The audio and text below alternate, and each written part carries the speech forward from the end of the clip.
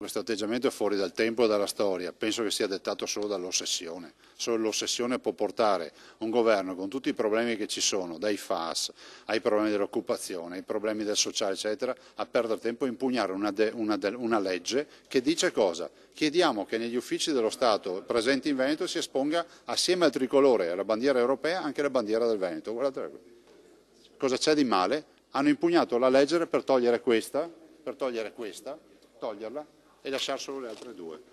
Questa è la serietà. Il gesto stizzito del governatore Luca Zaia esprime meglio delle parole il suo fastidio per l'impugnazione da parte del governo della legge regionale sull'esposizione della bandiera veneta negli edifici pubblici.